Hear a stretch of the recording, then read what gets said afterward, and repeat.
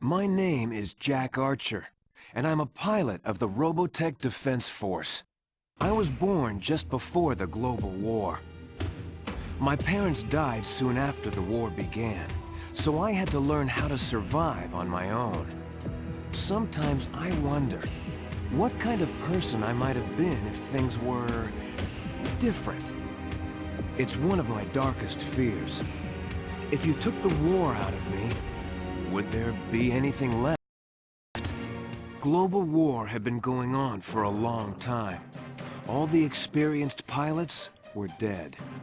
My government was desperate, and the draftees started getting younger and younger.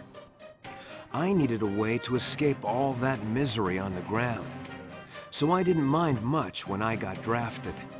Flight training came easy to me. It was like I was meant to be a pilot.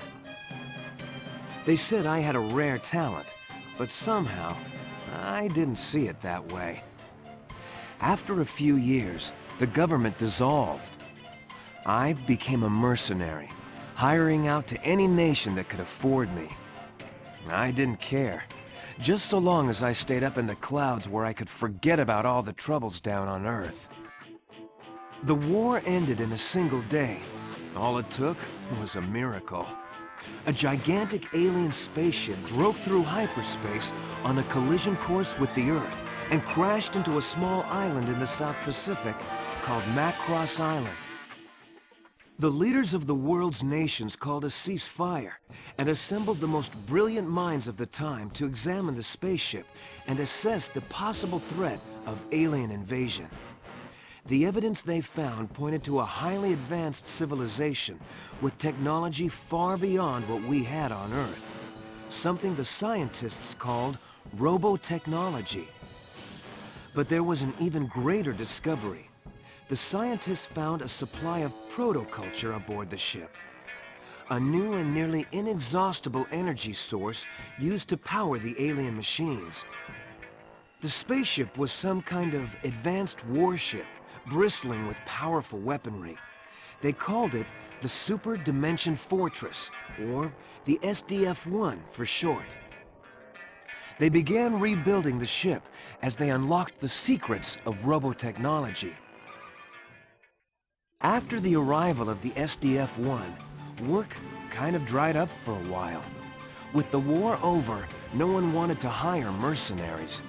The world was at peace for the first time I can remember, and I was starting to get used to the idea. Those were happy times. I had been living in Macross City, helping to rebuild the SDF-1. I was just getting used to my new life when Roy Fokker, the legendary Skull leader himself, recognized me as I was getting off work. We had met a few times during the war. Sometimes I was on his side, and sometimes I flew against him. Over the years, we ended up forming a friendship. He told me he needed pilots to join a new military outfit called the Robotech Defense Force. Roy said they had some new kind of high-performance fighter that could beat anything I ever flew. They called it a Veritech. I made Roy prove it to me, fighter to fighter. Why did the military need a transforming fighter? It was well known that the aliens were warriors, but there was one detail that was kept from the public.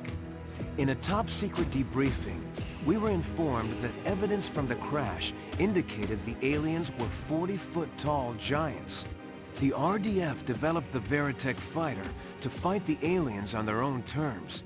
It would mean the difference between survival and extinction. After my training, I was stationed with the carrier Prometheus on Macross Island.